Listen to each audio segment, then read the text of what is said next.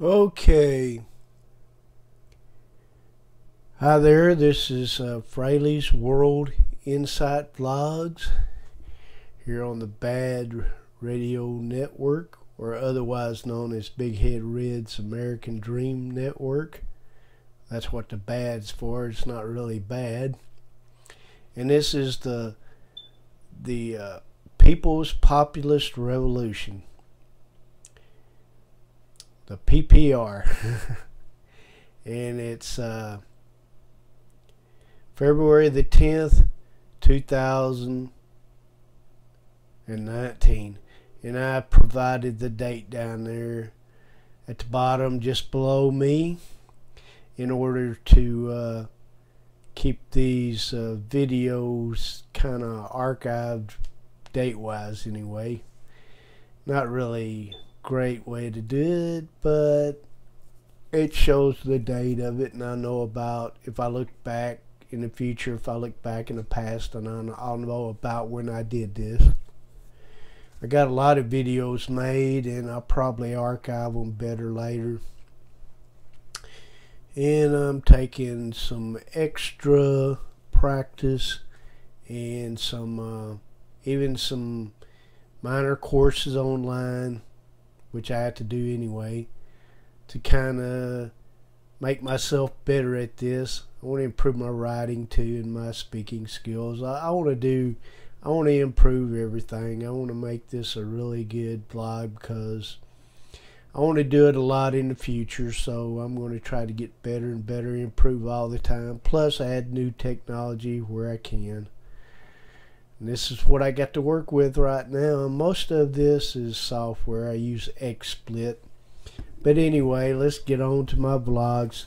Tonight I was going to talk about a couple major things that's been in the news on talk shows and Fox News mainly, and even articles and other things I've read, and of course from talk shows I've read. And I've been listening to a lot of talk shows lately from some of the greatest minds in the political world, you might say. These are all guys could be considered political scientists, because that's what I wanted to really do at one time.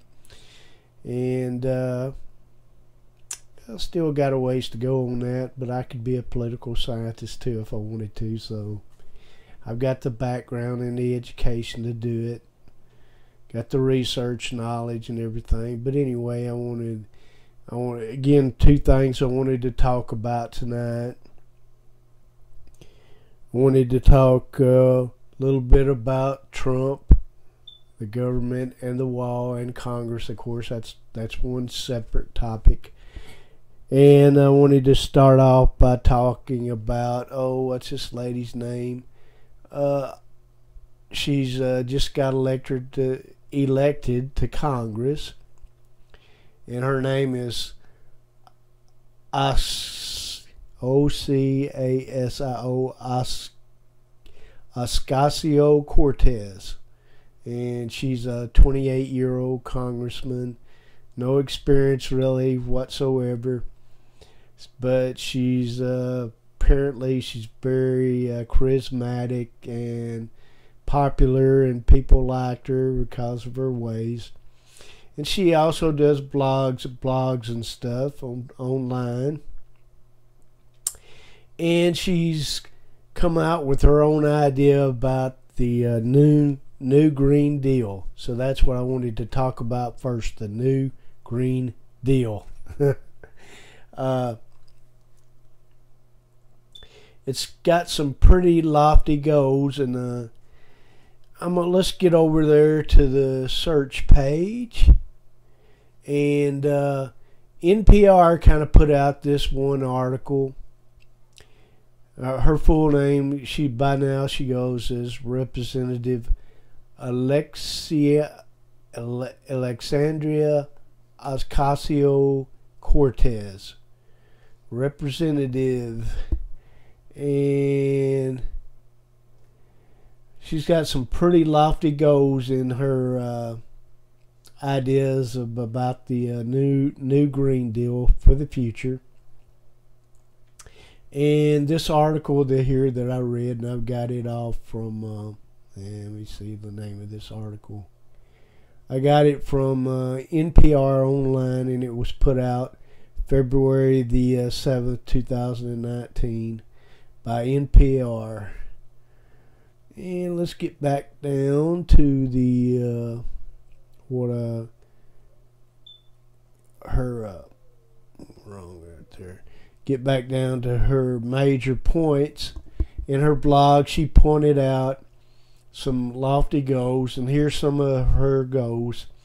She wants to upgrade all existing buildings in the country for energy efficiency. That right there would cost probably billions of dollars. And where's she going to get the money to do all that? She's going to raise your taxes. Of course she is.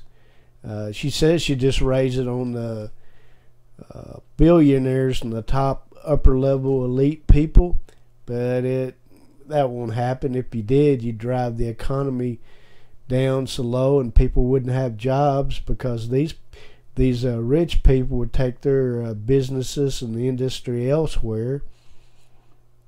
They downsize and take their businesses to other countries like they did in the past before Trump come along and started pulling these people back into the U.S. And she just wants to mess up the country. Now, another lofty goal she has is she wants to work with farmers to eliminate pollution and greenhouse gas emissions as much as is technology feasible, while supporting family farms and promoting universal access to healthy food. So again, she's got a lofty goal of changing the way farmers go about their farming. And again, this new technology she's talking about would cost billions of dollars. Sure, we can change the way we farm and stuff to more efficient and more profitable ways, but to just jump into it and do it all at once, I don't think that would be very feasible, and I think it would again cost so much money. And who's going to pay for it? You, the taxpayer. Sure, she says she's going to tax the big guys, but let me tell you something. When she taxes the big guys, it affects the lower guys too, because the lower guys are working for the bigger guys. And if their wages, if their wages, or if the big guy thinks that he can't afford to pay them the wages they think they deserve, then he'll take his business elsewhere. And these little guys will lose a job, or lose money, and won't have any way to feed their families and stuff. And they themselves will have to suffer the consequences of these lofty goals. And another thing is she offers or puts forth the idea of overhauling the transportation system to reduce emissions, including expanded electric car manufacturing, building charging stations everywhere, expanding high-speed rail to a scale where air travel stops becoming necessary. Now, how's air travel not going to be necessary? Are we going to take trains to different countries? Say you want to go to France. Are you going to take a train to France? Does that not sound idiotic? Again, it's mental dementia that some of the Democrats suffer from, or something. Alzheimer's disease, or dementia, or Parkinson's disease, or something. These people are And she's only 28 and she's already getting this, so there's something wrong. Now, how in the world are you gonna eliminate every airplane? These people, I mean, well, are we going to quit? Are we just going to be an isolationist country and not travel to other countries? I mean, sure, you can take trains to some places in the United States, but can you take it to China? Can you take it to France? Can you take it to Russia? No, you got to have planes, and that's just idiotic. And expanding electric car manufacturing, we've already decided we were going to do that anyway, and that's going to take some time. Probably 2030 and on up there, we'll have a lot more electric cars. We already knew that. That's just another dim-witted idea to throw in to make it even sound even better. And this part right here is where the insanity lies to me. Expanding high-speed rail to a scale where air travel stops becoming necessary. Nah, it can never be. It's crazy. Okay, here another thing she brings forth and offers is a job with a family sustaining wage, adequate family and medical leave, paid vacations, and retirement security for every American. What about the people that don't work, who don't earn a sustaining wage or have a job? She wants to put everybody to work. Well, how is she going to pay them? I tell you how she's going to pay them. It's going to be all through the government. And she's going to tax people to death to give everybody a wage. Everybody, what it is, they want this big equality crap, a universal government where everybody gets the same thing, also known as socialism or communism. Everybody's equal and everybody gets pretty much the same amount. You can't earn more or less. You get pretty much the same amount because they think everybody ought to be equal, and you can't earn any more, or you have to remain the same. In other words, it's they want everybody to be equal, and they don't. If you're better at something, if you're better at something or have more capabilities and talent, you can't make any more. You're stuck in one area with everybody else. Nobody is any better than anybody else, and that's just not true. It's true everybody has equality of opportunity, but that doesn't mean everybody always makes it. There are some people that sometimes, and it's not just luck. Sometimes it is. Sometimes it's opportunity. Sometimes they just some people make it and some don't, and it's competitive. And this system takes that away, and it's just insane. This whole thing here is insane. And anybody who studied economics, studied capitalism, or studied communism or socialism knows that. And these people are compassionate, and this all sounds good, but in the long run, it's not, because they'll tax people to death, and they say they won't tax a little guy, but yeah, they will. They'll tax all those people that are working. And a lot of people won't work because they know they'll be getting some kind of check, and the government will the government will take care of them and stuff, and they'll get the same as everybody else. So it just sounds totally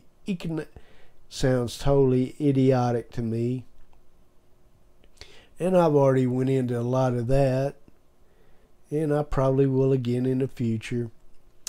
And let me see, let's move on. Another thing they want to do is offer high quality health care for all Americans. And again, another socialist thing. Sure, they want to offer high quality education, or not education, but high quality health care. Excuse me, my throat's getting dry. And truth is, again, not everybody is on the same level. There's some people that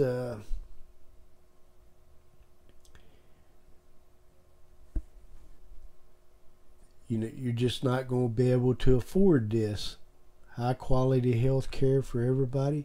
Sure, it sounds good in its intent, and but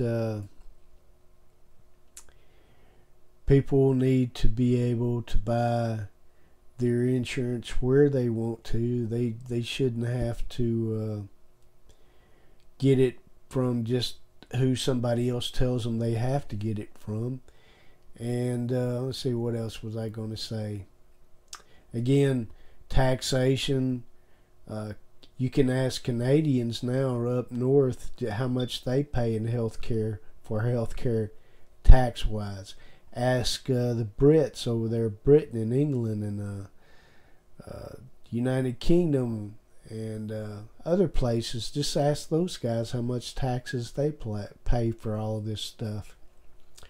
And two, you can't have this system this way because, again, you won't be able to have high quality doctors. You'll have run-of-the-mill doctors operating this because your high quality doctors, they're not going to work for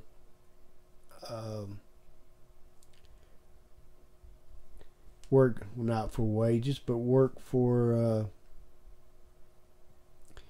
to make a certain amount when they can do better and make more. I mean, being a doctor is like anything else. It's a competitive field, and you have people making more money in certain areas, and you can't pay them all the same unless you just go in and take over the whole medical field and change it, you know what I mean? Overhaul it, change it, and force everybody to make the same, and force everybody to accept lower payments for operations and different diseases and stuff and illnesses. You're going to have to pay. I mean, a lot of doctors enter that field because of their ability to make lots of money, and this is not going to allow them to make as much money as they want to make. So less people would be going into the medical field and or want to be doctors. So you might even have a shortage of doctors. And other things, let's see what this article also says, which is to say the Green Deal framework combines big climate change related ideas with which a list of progressive economic proposals that, taken together, would touch nearly every American and overhaul the economy. Yeah, they really want to make the economy better, don't they? And the article also goes on to say, are these ideas doable? It says many in the climate science community, as well as the Green Deal, as the Green New Deal proponents, agree that saving the world from disastrous effects of climate change requires aggressive action and some of the Green Deal's goals are indeed aggressive. The new Green Deal's goals are aggressive. And, for example, Ocasio-Cortez told the NPR that in 10 years we're trying to go carbon neutral. According to Jesse Jenkins, postdoctoral environmental fellow at Harvard's Kennedy School, that may be an unreachable goal.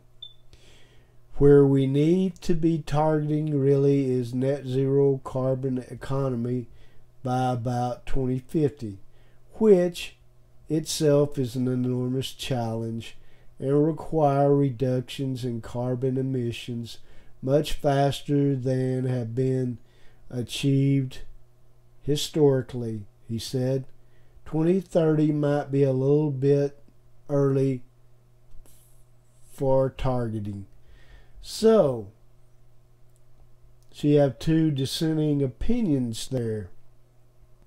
Miss Cortez says 2030, and this Jesse Jenkins says more like 2050.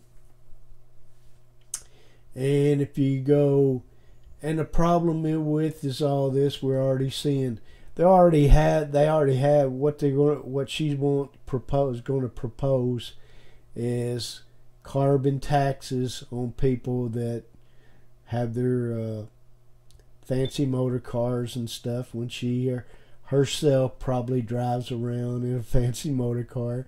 And how's she going to get back and forth to different areas just by trains? What if she wants to go overseas? How in the heck is she going to take a submarine over there, or a boat or something? Or is she going to come up with some kind of new train boat? Maybe they got tracks running underwater and they got underwater train submarines or something, you know? This lady is about as dim-witted as they come. And I don't know where she comes up with this idea. But anyway, her ideas are just off the wall, typical liberal-minded dim-witted or socialist. I'm not sure she should be even put in with Democrats, because she's a socialist all the way. And so let's get back over here to chat scene 1 with me.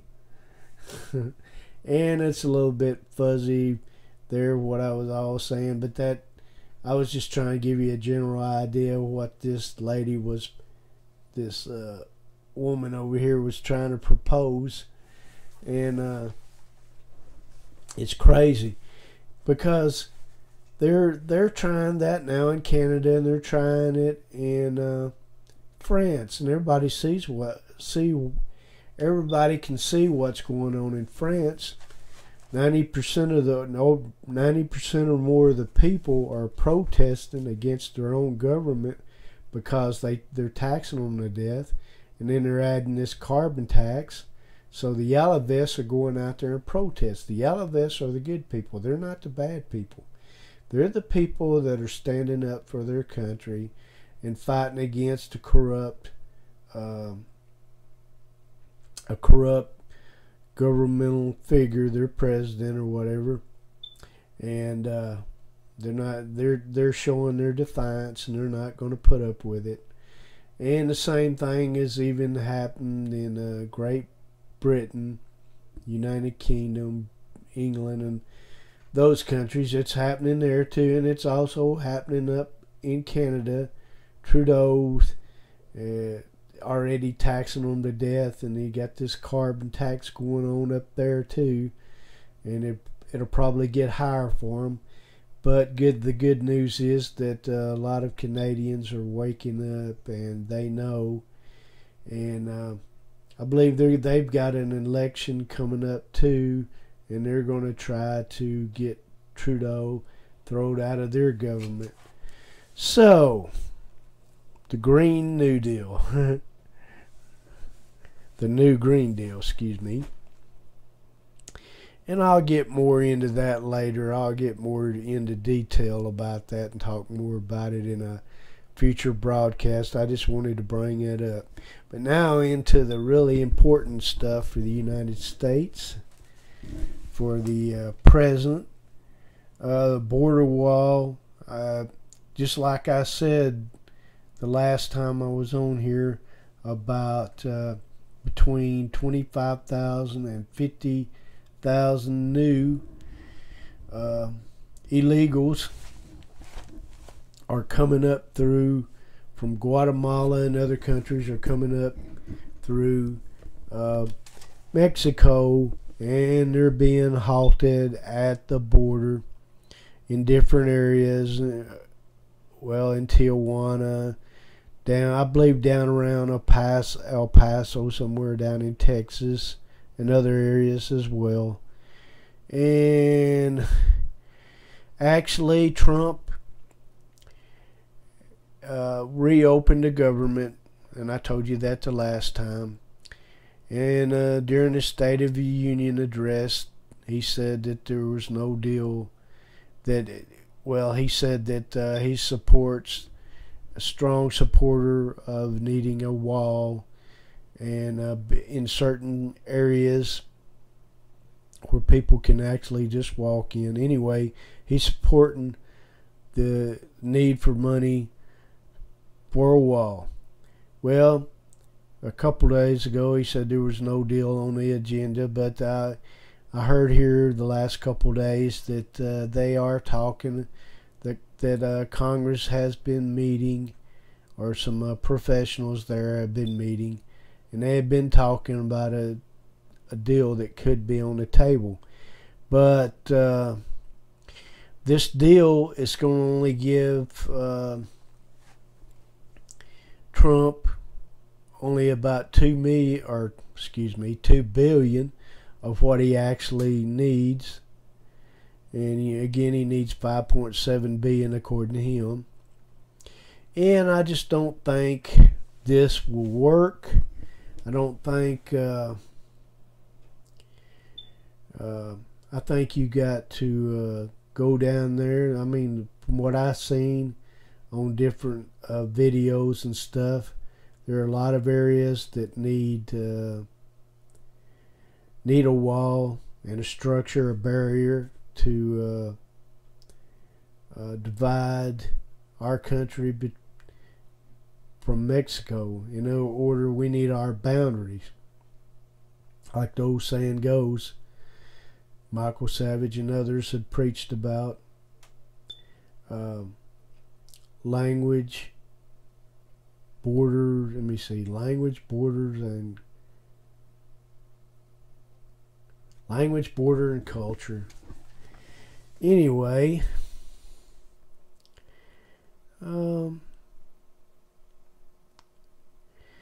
so they're talking about only giving him $2 billion of the $5.7 billion that he actually wants. So I think he should turn down that deal, and there's a possibility that he could shut down the government again here in just a few days. I believe it's the 15th. That's when when the decision is to be made, or the 15th is supposed to be the last day the government will be open before they get another deal on the table to where they'll open the government up again. But he's either going to shut it down again, or he's going to declare a national emergency. And the Democrats, they continue to deny that there's actual border problem, even though experts in the field, and I'm talking about people who are actually down on the border watching things. I'm talking about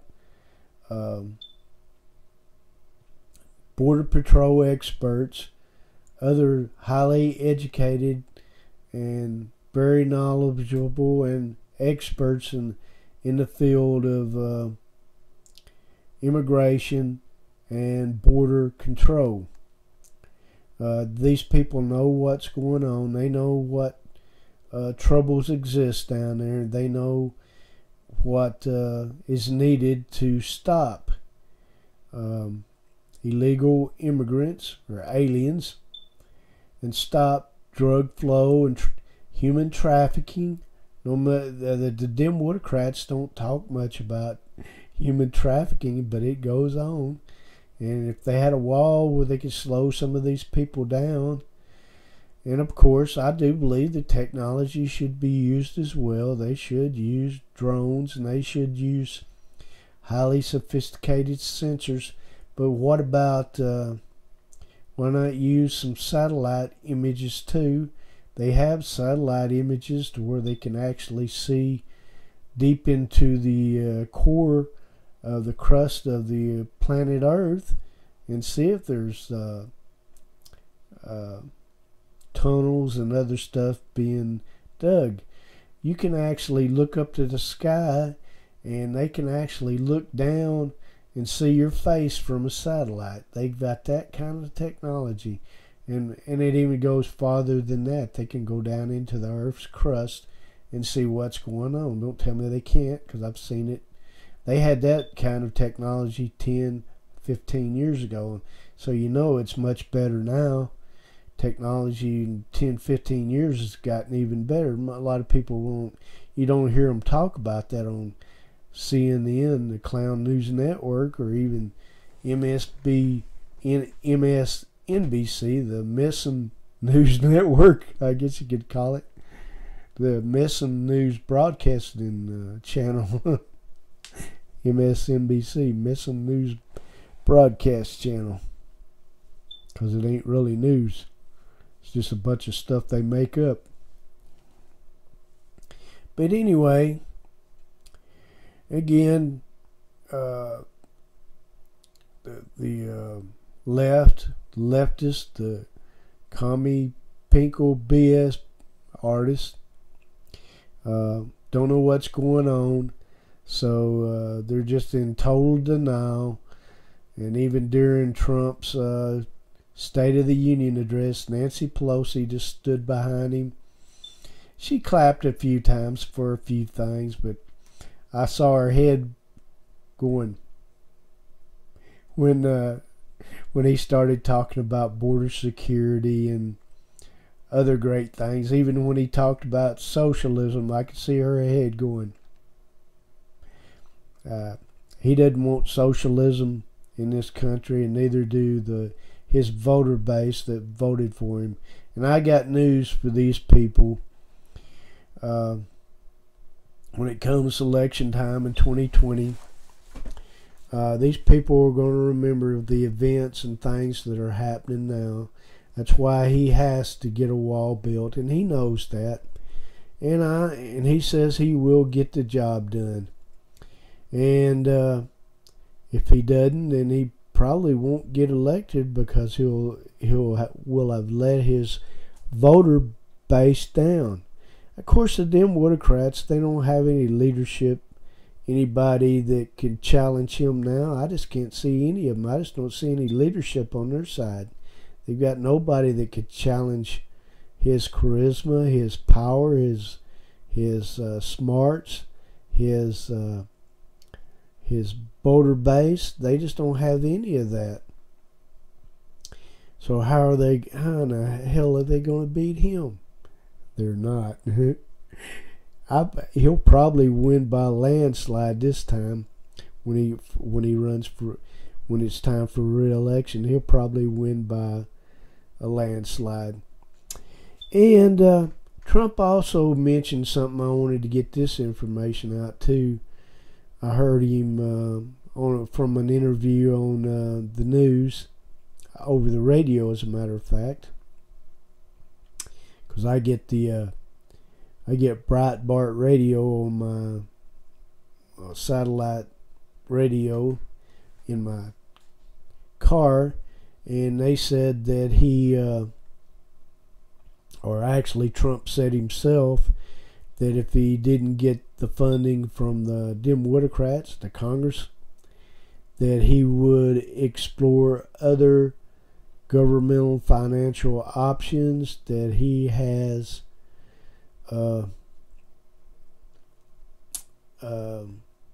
actually had his people research, and they know that there are other ways to get funding. So there are other ways that he can reach down and explore to get funding, and he said the wall would be built. As a matter of fact, some parts of the wall are already being built. So he wouldn't bull BSing you like the Democrats do, the BS artists. He's not a BS artist. He's the real deal. He brings a more professional attitude and business-like approach to government, and he's getting the thing done. Whereas Democrats talk about doing things, Donald Trump gets things done, and his voter base knows it. That's why he will be reelected again. And I wanted to comment a little bit more too about Donald Trump. Sure, he says some off-the-wall things sometimes, but he's actually what this country needs. Hell, it was Andrew Jackson. Andrew Jackson was pretty rough-spoken too. Pretty rough individual. Also got in duels with people. And there was a lot of mudslinging back in those days. Trump just brings a new era of this same type of public speaking fortitude, I guess you might say. He brings a new approach to it, and a same type deal, but new approach. And he speaks up and speaks what's on his mind. It doesn't always come out pretty, but it comes out to where it's something that people want to hear, and all the people, his voters, gravitate toward him because of that. And that's why Hillary Clinton couldn't get any real support that was significant enough for her to win the election, because she could not connect with the public. But Donald Trump could. He said what the people wanted to hear, and now he's doing what he said he was going to do in his agenda. And he will get the job done. And during my lifetime, there have been other great presidents, but during my lifetime, there have been only 3 really great presidents. Kennedy, even though he was a Democrat, was a great president simply because of the things he got done in office, and because of the enormous problems that he faced with Russia, and his negotiations with Russia, and the Cuban Missile Crisis situation. Plus Kennedy predicted as well that we would have a man on the moon, so he promoted technology, and we were in the space race at that time with Russia, and we beat them to the moon, and he was a big part of that. But anyway, not only Kennedy, but there was another great president, and he came along in the 80s, and that president was President Reagan. He ended the Cold War, again using technology. He used Star Wars technology. He put it that way. He put the label on it that way because he had actually watched Star Wars movies. And what this technology was that he, from in space, he could shoot down missiles. He could see missiles and rockets going on, and he could actually shoot them down from space. So that was his part of his missile defense system. And Russia was still in the space race with us, could not keep up with our technology, and plus their economy went on the fritz. And of course, you saw what happened around 1990. All of those communist, either satellite countries and everything else, slowly they began to fall. Communism fell. The Berlin Wall went down, fell. Even a lot of countries in the Soviet Union fell. Then they turned to democracy. Of course, it's not the same kind of democracy as we have, but that's what happened. And you can put that all on Reagan. Reagan caused all that because of his policies, and because he flat out beat Russia in a war of attrition. Of course, it took time. It started way back there, even before Kennedy in the late 50s, when we had the space race started with Russia and technology boomed, and Russia couldn't keep up with us. Well, in the 80s, all the way to the early 90s, or around 1990, around in there somewhere, what do you call it? The war, the Cold War ended, and Reagan was the reason why, and that's why Reagan was a great president. Sure, our economy wasn't the best then, but it got through some hard times and eventually got better. But Reagan did some really great things, and that's why he's one of the greatest presidents during my time. And now there's one more, and this guy's name is Donald J. Trump. Donald Trump. Yep, because he's actually a guy of action. He's a man who gets the job done. Not just gets the job done, but he's constantly working, thinking, and getting his agenda passed. And the economy has boomed ever since. You're seeing records broken. Wall Street is great, doing great. Or not Wall Street, but the stock market is doing great. Jobs, there's more. He's creating hundreds of thousands of jobs each month. Wages have went up. Unemployment is really down to all-time lows. And if you don't believe me, just when he does eventually, when his time's up, after he serves his second term, of course, and he'll win again. I just can't see anybody else beating him. The economy will get worse again, and after he leaves office, there may not be another great president in my time. Well, I may not. I mean, when I see other people running for president, of course I'm independent and I am conservative, and I'm populist at heart. I probably won't vote for anybody else unless they have some kind of the same direction and attitude that Donald Trump brings to the office. It's just hard. It's hard for you to go from great and go down here, if you know what I mean. After you're used to being up here, you get spoiled and you want to stay there.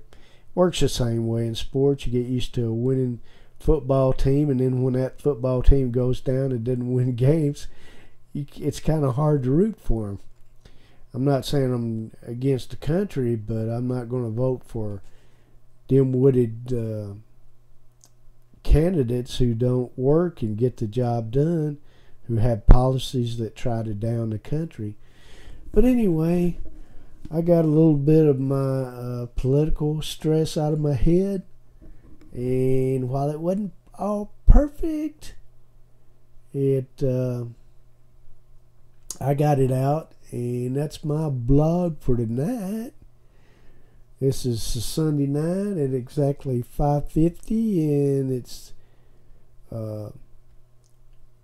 2/10/2020 on a Sunday night. And this is Fraley's World Insight